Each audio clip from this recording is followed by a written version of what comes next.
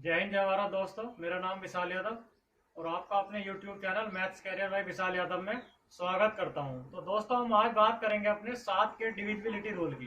कल मैंने आपको और जितनी भी संख्याएं हैं उनके डिविजिबिलिटी रूल बताए थे, लेकिन आज बात करेंगे 7 की।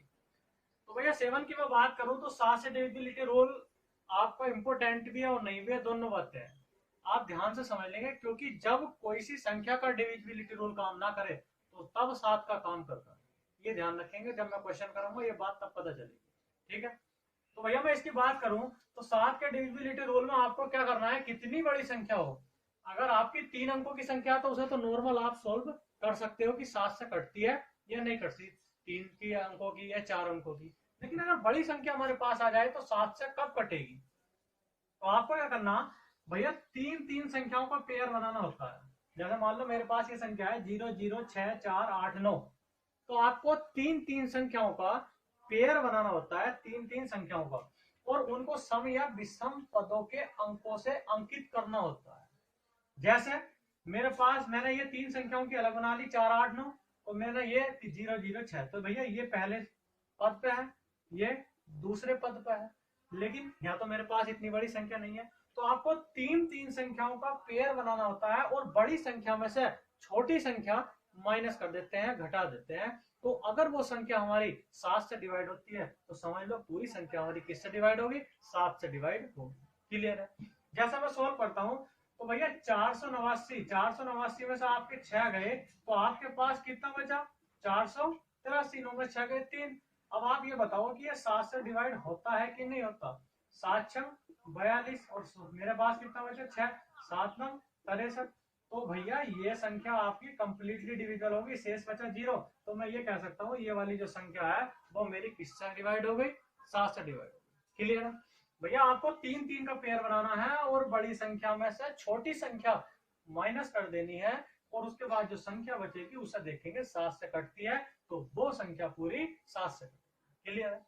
नेक्स्ट एग्जाम्पल की बात करूं तो आप तीन तीन का पेयर बनाना, मैंने बताया बड़ी संख्या में से छोटी संख्या घटानी है। मतलब 380 में से क्या घटाना है, 247 घटाना है। तो भैया 380 में से 247 घटाया, 10 में से 7 गए 3, कितना बचा 7, 7 में से 4 गए 3, यहाँ कितना बचा 1। अब आप देख लेंगे कि ये 133 7 से कटता है, तो भैया 133 7 से कटता है, 19 सत्ते 133, 7 ही का ना 7, 6 बटे 3 तालिया 7 ना 63, तो शेष कितना आया 0। जब हमारी ये संख्या कंप्लीटली 7 से कटी तो इसका मतलब ये है ये संख्या भी किससे डिवाइड होगी, 7 से डिवाइड होगी।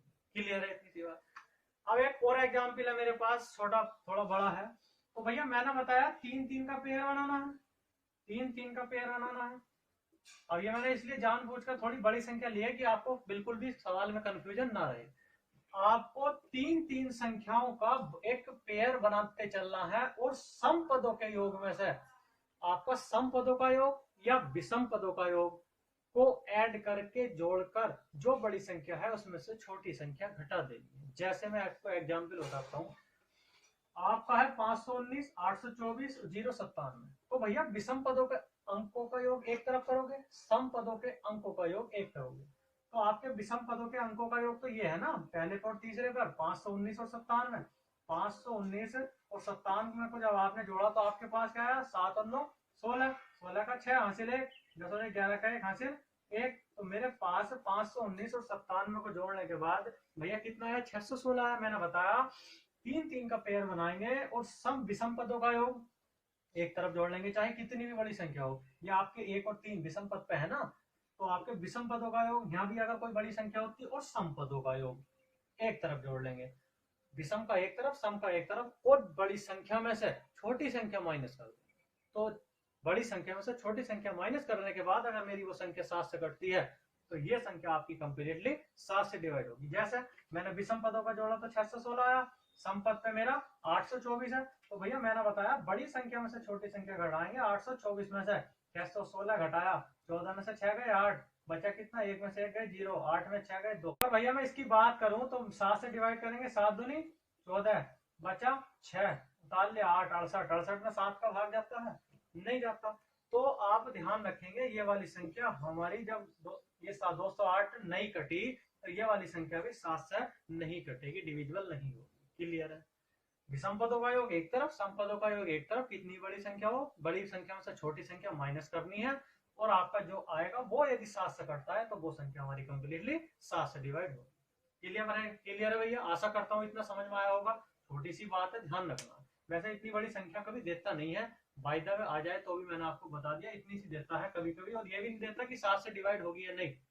छोटे से एग्जाम में जीटी वगैरह में दे देता है, वरना आपको इस प्रकार कोई ऑप्शन आता है, क्वेश्चन आता है, तो उसमें कभी कभी यूज करना पड़ जाता है, तो इसलिए हमें पता होना चाहिए कि 7 से डिवाइड कब होता है। ठीक है, बात करेंगे भैया नेक्स्ट 11 का डिविजिबिलिटी रूल। तो भैया बात करेंगे अब अपने नेक्स्ट की, और नेक्स्ट हमारा है 11 का डिविजिबिलिटी रूल 11। तो 11 की यदि मैं बात करूं तो ओड मतलब विषम, इवन मतलब सम। तो आपको ये बात ध्यान रखनी है, इसमें कोई 3 विन का पेयर नहीं बनाना, इसमें एक सिंगल डिजिट का ही मतलब होता है। आपके विषम पदों का योग और सम पदों का योग का अंतर, विषम पदों का योग और सम पदों के योग का अंतर या तो 0 होना चाहिए या भैया 11 होना चाहिए, तब तो वो संख्या हमारी 11 से डिविजल होगी, अदरवाइज नहीं होगी। जैसे मैंने एग्जाम्पल लिया है आपका 235 235, तो भैया आपके विषम पद कौन से हैं? ये है 5 2 7, 7 और 3 10, 3 2 5। तो भैया इनको जोड़ा तो मेरे पास 5 2 7 3 10 आया। विषम पदों का योग, विषम पद पे है ना, पहले पद पर, तीसरे पद पर, पांचवें पद पर, तो ये विषम ही तो संख्या होती है। तो विषम पदों का योग और सम पदों का योग, सम पद का ये है 2 4 6, तो 5 3 8 2 प्लस 5 प्लस 3 5 3 8 2 10। तो भैया मैंने बताया 10 में से 10 घटाओगे कितना आएगा? 0 आएगा। या तो विषम पदों और सम पदों के अंकों का योग का अंतर 0 हो या 11 हो, तो वो संख्या हमारी किससे कटती है? 11 से कटती है। क्लियर है भैया? इतनी सी बात समझ में आई होगी। फिर मैं बात करता हूँ नेक्स्ट एग्जाम्पल की। ये वाला क्वेश्चन आया था, उसने दिया था ये संख्या यदि 11 से डिवाइड है तो भैया x का मान बताओ, x की वैल्यू बताओ। ऐसे ऐसे क्वेश्चन कराऊंगा, केवल मैंने आपका रूल पढ़ाए हैं, क्वेश्चन अब करवाएंगे आपका नेक्स्ट वीडियो में, क्वेश्चन नहीं कराएंगे केवल। ठीक है भैया? तो आपका 9 7 2 1 5 x 6, और मैंने बताया विषम पदों का योग विषम पद पर कौन से हैं? विषम पद पर आपके ये है, तो 9 तो 11, 11 और 5 16, 16 और 6 भैया कितने होते हैं? 22। ये तो है आपका ओड पदों का योग। और सब आपके इवन पदों का, सम पदों का योग की बात करूं तो भैया कितना होगा? 7 और 1 8, 8 प्लस एक्स, 8 प्लस एक्स। अब एक बात और ध्यान रखेंगे, मैंने तो ये तो बता दिया सम और विषम पदों के अंकों के योग का अंतर 0 या 11 हो। ये जो x की वैल्यू आती है ना, इसमें आपको सिंगल डिजिट रखनी होती है और मिनिमम रखनी होती है, कम से कम। तो अगर मैं इसमें बात करूं तो मुझे पता है इनका अंतर कितना होना चाहिए, या 0 हो या 11 हो। तो अगर मैं भैया x की जगह अगर 3 रख दूंगा तो 8 3 11, अगर मैं रखने को तो इससे बड़ा भी रख सकता हूँ, 0 भी आ सकता है आपका, आप 14 भी रख सकते हो, 14 8 22 हो जाएंगे, तो 22 माइनस 22 कितना हो गया? 0 हो गया, तो भी आपका कट जाएगा। लेकिन मैंने बताया कम से कम न्यूनतम वैल्यू रखनी होती है, तो न्यूनतम कितनी है? x बराबर 3। अगर मैंने x बराबर 3 रख दिया तो 8 3 11, और 22 माइनस 11 तो मेरे पास कितना आया? 11। और मैंने बता रखा है अंतर या तो 0 होगा या 11 होगा, तो वो संख्या हमारी किससे डिवाइड होगी? 11 से डिवाइड होगी। तो x की वैल्यू भैया कितनी हो गई? 3। क्लियर है? इतनी सी बात समझ में आई? जब क्वेश्चन और कराऊंगा तब आपको समझ में आ जाएगी। तो भैया 11 का डिविजिबिलिटी रूल यह था, विषम या सम पदों के योग का अंतर आपका 0 या 11 होना चाहिए। ठीक है भैया? अब बात करेंगे अपनी नेक्स्ट। भैया आपको मैं एक छोटी सी बात और बता दूं, हमारा 7 11 13 का एक अहम रोल आता है, 7 11 13, और इस पर क्वेश्चन अक्सर आता है। मैं आपको बताऊंगा, एक क्वेश्चन आया था। तो भैया 7 11 13, 7 का मैंने बता दिया, 11 का मैंने बता दिया आपको, लेकिन इस पर एक मिक्स क्वेश्चन आता है। पहले आप एक बात समझेंगे, अगर मैंने कोई संख्या लिख दी 1001 गुणा ABC, बात समझेंगे, या कुछ भी और संख्या ले लेते हैं, जैसे 5 2 9 गुणा 5 गुणा छोड़ो, एक संख्या है पूरी 5 2 9 5 2 9, तो क्या मैं इसको 1001 गुणा एबीसी की फॉर्म में लिख सकता हूं कि नहीं लिख सकता? मतलब 529 गुणा 1001 की फॉर्म में लिख सकता हूं भैया संख्या को, या नहीं लिख सकता? अगर मैंने बताया इस प्रकार की कोई भी फॉर्म संख्या की हो तो वो हमेशा 7 से 11 से 13 से डिविजिबल होगी। और 7 11 13 का मतलब है इनकी गुणा करें तो कितना आता है? 1001। तो इसका मतलब यह है वो संख्या 1001 से भी डिवाइड होगी। जैसे मैंने कोई एग्जाम्पल लिया 529 529, तो मैं इसको 529 गुणा 1001 से लिख सकता हूँ। और 1001 से ये संख्या कट रही है मेरी, तो 1001 से कटेगी तो इनकी गुणा करेंगे तो कितना आएगा, 1001 आएगा। तो वो संख्या 7 से भी कटेगी, 11 से भी कटेगी, 13 से भी कटेगी। तो इस फॉर्म में लिखते हैं 1001 गुणा ABC। क्लियर है? अर्थात इसका एक निष्कर्ष निकलता है, ध्यान रखेंगे जो मैं बताने जा रहा हूं। कोई भी 3 अंकों की संख्या यदि आपकी 2 बार रिपीट होती है, कोई भी 3 अंकों की संख्या 529 भैया 3 अंकों की संख्या तो है, 2 बार रिपीट हुई। कोई भी 3 अंकों की संख्या यदि 2 बार रिपीट होकर 6 अंकों की संख्या बनती है तो वो हमेशा 7, 11, 13 और 1001 से डिवाइड होती है। कोई भी 3 अंकों की संख्या यदि बार बार रिपीट होती है, 6 अंकों की संख्या बनती है, 2 बार रिपीट होती है तो हमेशा 7, 11, 13, 1001 से डिवाइड होती है। क्लियर है? इतनी सी बात समझ में आ गई होगी। कोई भी 3 अंकों की संख्या 2 बार रिपीट हो और 6 अंकों की संख्या बने तो वो किससे डिवाइड होगी भैया? 7, 11, 13 और 1001 से। इस पर एक क्वेश्चन करते हैं। तो भैया हमारा क्वेश्चन आपके सामने ये है, ये क्वेश्चन भैया आया हुआ है। वो कहता है 3 अंकों की संख्या को दोहराकर, 3 अंकों की संख्या को दोहराकर एक 6 अंकों की संख्या बनाई जाती है, जैसे 561, 561। तो परिणामी संख्या किसके द्वारा विभाज्य होगी?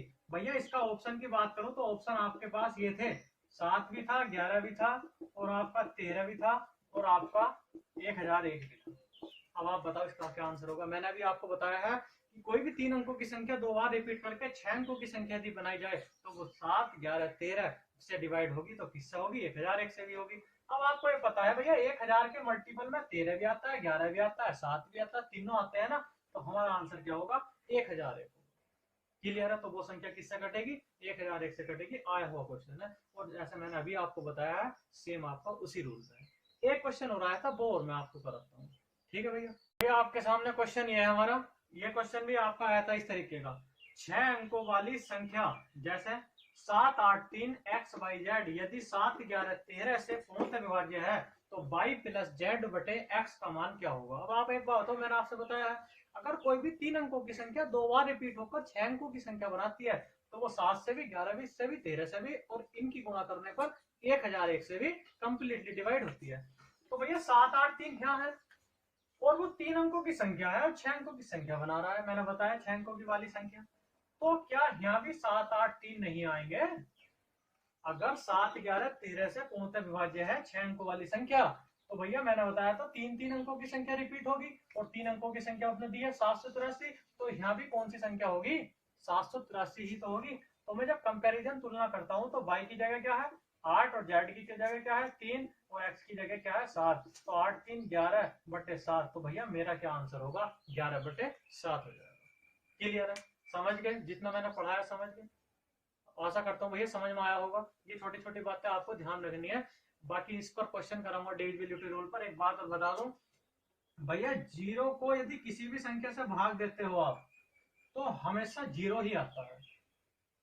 और एक बात और बताऊं, पहली बात यह है 0 को किसी भी संख्या से भाग दो तो हमेशा 0 आएगा, लेकिन आप किसी भी संख्या को 0 से भाग दो तो हमेशा नॉन फाइनाइट अनंत आता है। 0 से किसी भी संख्या को भाग दो तो हमेशा नॉन फाइनाइट अनंत आएगा और 0 को किसी भी संख्या से भाग दो तो हमेशा क्या आएगा? 0। एक बात और बता दूं, जो 1 होता है 1, तो भैया वो हमारा यूनिवर्सल फैक्टर होता है। यूनिवर्सल फैक्टर 1 से आप किसी भी संख्या को भाग दे सकते हैं, लेकिन 1 में आप किसी भी संख्या को भाग नहीं दे सकते। 1 किसी भी संख्या से डिवाइड नहीं होता, लेकिन 1 से आप किसी भी संख्या को भाग दे देते हैं, तो ये हमारा यूनिवर्सल फैक्टर होता है। क्लियर है? इतनी सी बात समझ में आया भैया जितना मैंने आपको आज बताया? क्लियर? समझ गए ना? डिविजिबिलिटी रूल मैंने आपको काफी बता दिया। ऐसा तो आपकी बहुत सारी संख्याएं होती हैं, लेकिन जो मेन संख्याएं हैं उनके बारे में मैंने आपको बता दिया।